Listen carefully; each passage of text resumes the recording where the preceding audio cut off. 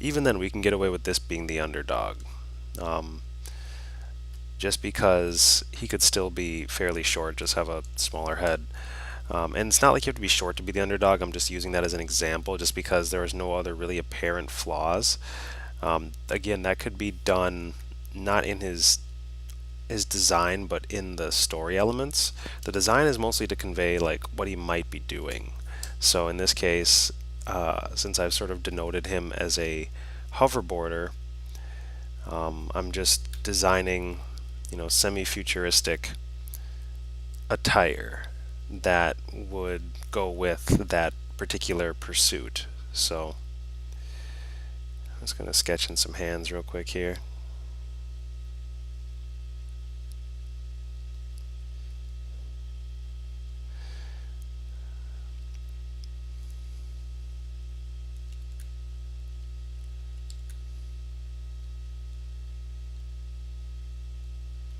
All right.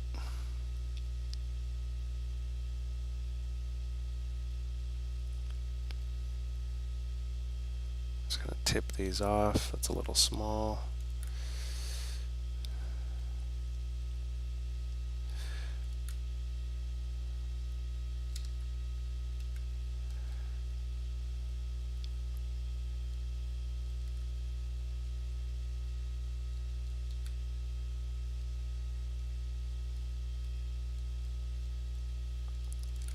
Sometimes I'll just play with the subdivisions a bit, see if I can get a more interesting silhouette, or sorry, not a silhouette, a little bit more of an interesting design.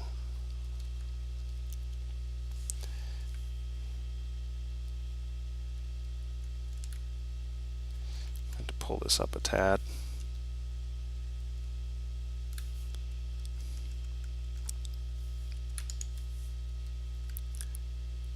All right. Could have some tattoos.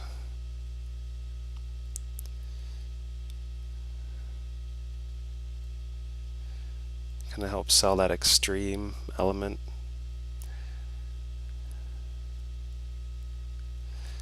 Could show he's got maybe like a blue fire tattoo or something, which means a lot to him, and he could explain at some point in the story, or maybe there's like flashes of it, or if it's a futuristic thing, it could glow when he's really at his best or performing really well, and it's really dim when his spirit wanes.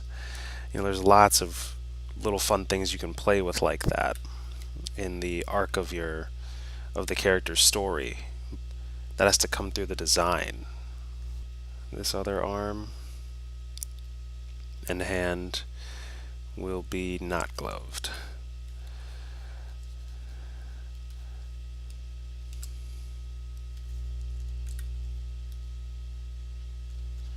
Still probably got to move this up a little bit. That's why I zoom out frequently, just to mess with the proportions, and you'll see me do that a lot as I'm developing the character, just because I laid it in very quickly and I'm doing this from imagination. So unless you have direct reference for a pose or a particular shot, you will likely have to do some adjusting as well.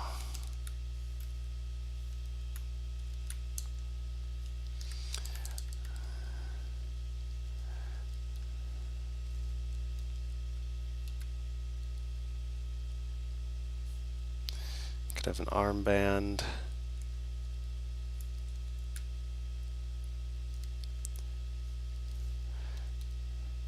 Guess at this point I usually flatten the character again.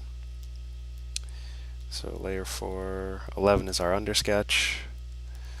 I'm going to go back up quickly and just duplicate this group, merge it down so I can work on it as one thing, because there's some drawing elements I would like to shift around, which is fine.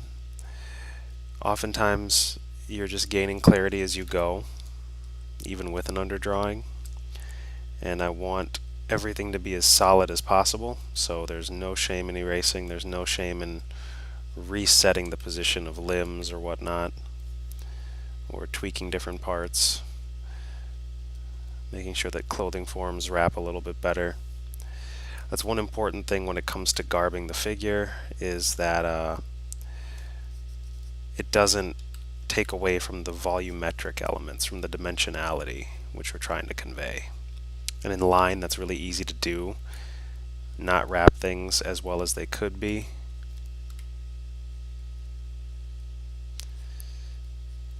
And I'll show you what I mean by wrapping the forms in a later module, particularly the anatomy and clothing stuff. But yeah, never any shame in adjusting. Just keep moving on. Okay.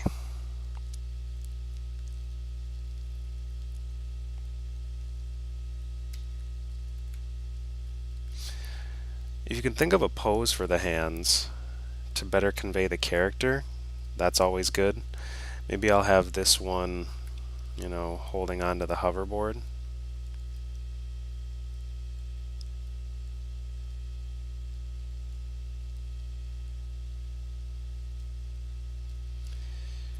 So I'll just have it like it's resting on it. This one can just sort of be fist mode. He's somewhat determined.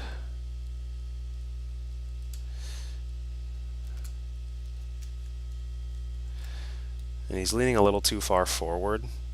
And the reason why I know that is because the center of gravity is usually the torso, and the head should line up with the torso. However, as you can see, the head is not, based on this purely vertical line. So what I can do is I'll just go in, use the lasso tool, grab all this business, and quickly just sort of transform, tilt them back a little bit, get that head more centered with the pelvic region, and you can see we have way more balance. This particular hand is a little bit short. Again, I'm always adjusting the proportions and making things as solid as they can be. When you're working from your imagination, even if you have them memorized, it's very easy to see this stuff once you're flipping, and I do a lot of error checking, and I'm pretty meticulous at this point. So you don't have to be quite as meticulous in your endeavors. However, I like to, just because it gives me a better sense of the character, to have less technical faux pas and more of just the design to come through. So maybe he's an underdog because he has an injury that he almost maybe shouldn't even be competing with. I'll do a couple slices in the pants just to give that extreme, kind of like, his clothes get beat up. Maybe even have some interesting subdivisions around the knees. Like maybe those areas are slightly padded or of a different material. I'm also going to shift this foot a little bit, ever so slightly. As the thing you're working on gets more and more solid, the tweaks get tinier and tinier.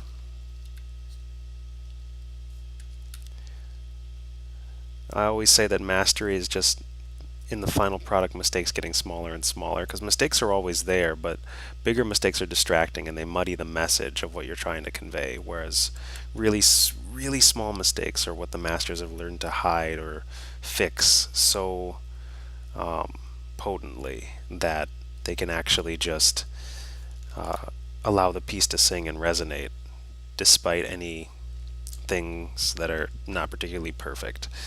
So let's quickly sketch in a hoverboard, and I'm just going to model a skateboard, basically. Maybe with some extra elements on the side that might be interesting. Add a little bit of thickness to it, curve it upward. Now I'm not thinking about the technology at all at this point, I'm just thinking about the form. The function would take quite a bit more thought and research, and for the purposes of this demo, at the beginning of Module 1, I think it's best just to have, sort of a basic shape to work with, not so much the actual engineering of the thing, which we can talk more about maybe in an additional aspect of this course if I decide to update it in the future. So there's our hoverboard, and We can do any sort of little details or logos or whatever on it, just because that we have our big shape, we broke it up with some smaller shapes, and so now we have just this super kind of simple capsule shaped thing, but we can see based on its thickness that it is in fact a board. So now, as you can see, we have our base character, and I'm going to shut off his sketch layer. He's our underdog, our contender. Maybe, like I said, he has an injury that prevents him from performing at his fullest. Maybe at his best moments his tattoo glows. And throughout a series of story developments, he will be able to overcome the things that he's dealt with and really show everybody who doubted him that he is in fact veritable and is no longer just the underdog. He is a real contender and powerful enough to face whatever's thrown at him. So in this case, he's a hoverboard kind of contender. And that's just sort of off the cuff, configuring all these ideas as we're drawing and working in asymmetries and adding different design elements and tastes and working with larger shapes down to smaller and using subdivisions. So all of that said, we now have this character that we can iterate upon for our design purposes. I'm going to get rid of some of these little sketch notes. So the beautiful thing about digital is that you can just duplicate all this action and move it right over, and now we can actually just find out what sort of attire we want him to be wearing. We can mess with all of this stuff. It would have been easier had I just started with really more tight to skin clothing, but in this case it wouldn't be too hard just to say close the jacket and alter its shape. So maybe it has again, an interesting sci-fi subdivision, and we can close it up, give it a little flair. Maybe get rid of these dynamic shapes that kind of run across it in favor of a more solid looking one. We could erase the folded up elements, so maybe even erase his tattoo, which changes the design quite a bit based on the little narrative we made up. But instead we'll just have stuff go all the way down.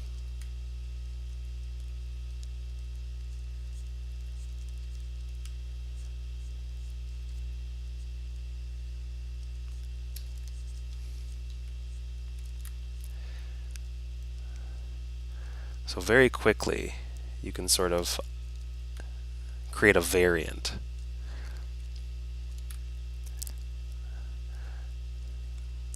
And up top it's feeling a little plain, so we could add maybe some vertical elements.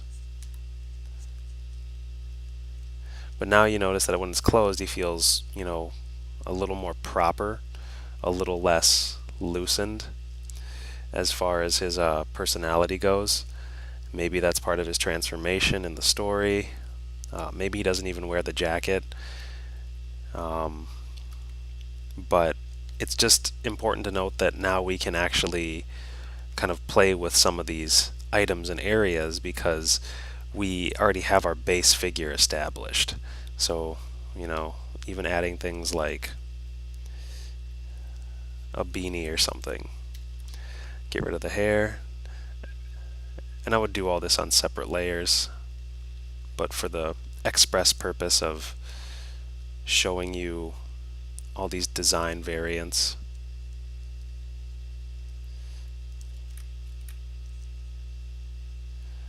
Find one that frames the head all right.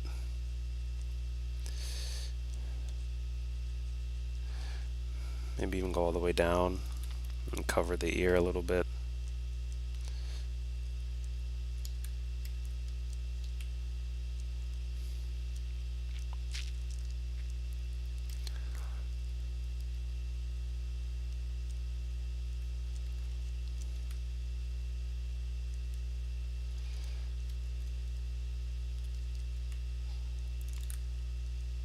There we go. That's the shape I'm looking for.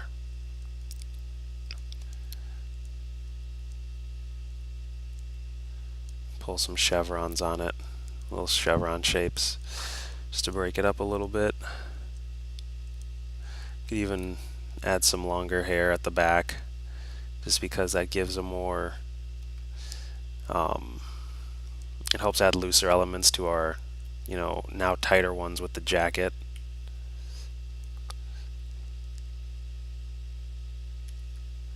We weaken the chin,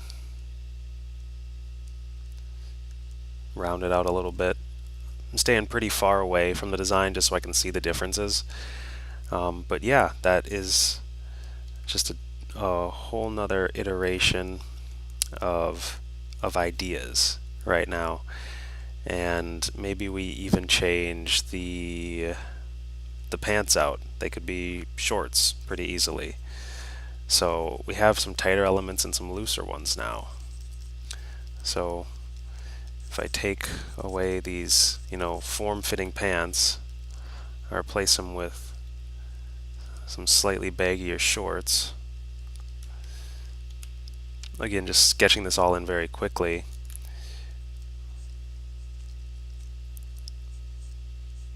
Get the calves going.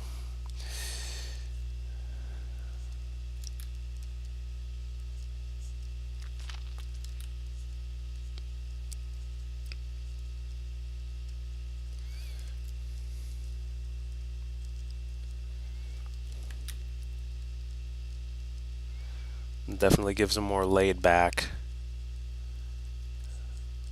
sort of vibe. Socks are a little too dorky, I'd say. Doesn't make for, I mean, it could make for the underdog element. You could have one sock up in sort of an ironic fashion. Um, Create some textures or patterns on it just to make it interesting. Again, thinking about the asymmetry.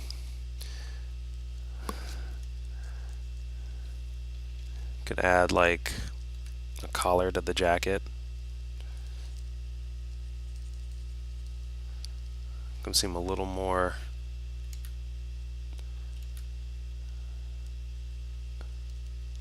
BA, And so now we have a second iteration just based on the first one with a different design. But he's still our underdog. He's still our potential contender. And now we have two to choose from. We have our A and our B. And this is pretty mandatory when you're working on your own projects and designing your characters, or you're working for a client and they have, very rough ideas of what they want the character to be designed as in terms of clothing and whatnot, and it's going to be your job potentially to figure that stuff out. So now we can give them two options, and there would maybe be, any number of options up to 6, 7, 8. It really depends on the scope of the job and what you're trying to accomplish and how many different ideas there are to explore in regards to your character. So this is just one quicker way of encapsulating some of these principles and using them in a fashion that permits you to access all these design modalities, building figures and mannequins and adjusting things, and then doing clothing and subdividing that clothing to have a appealing and interesting character design. So there's not a lot of connectedness to this guy yet because I haven't drawn, like, say, a portrait right next to him, but we'll get into that in the latter aspects of the course. But for now, I feel like this is a really strong overview that you can have to start to create and have variants of some of your own characters based on, maybe a contender or maybe a criminal. So that being said, there's one point I forgot to touch on, or some points I forgot to touch on in the beginning, and that is the overview and sort of the mission statement of this entire course. So why would you make characters? And the answer that I came up with is for fun and profit. So obviously it's very fun to make your own characters. It's very fulfilling to give form to the ideas that are in your head. but you can also profit from it. You can create intellectual properties, you can work for clients, you can have design variants in any creative capacity that people are willing to give you money for, whether that is crowdfunding or a project that somebody has a budget where they will give you a sum to do it. But you should never lose the fun element of it, because that is probably the biggest mistake you can make. Because the characters, if you're not having fun, you won't show the love, and they won't be as appealing as they could be. And it's more torturous. So I want this to be fun. I want you to enjoy this course. So this was the theory and brainstorming aspect of it, of our module 1. We're going to, we talked a little bit about the shape language, the design basics, some ideation, some sketching pretty freely. And next we're going to start just diving into some of the anatomical and clothing based things that'll help you to get to stuff like this. So I just want to say a quick thank you for going through Module 1. Again, I'm Taylor Payton, and I'm very excited to see what you come up with in terms of the characters that you're designing, and we will talk more about how you can do that in the next module.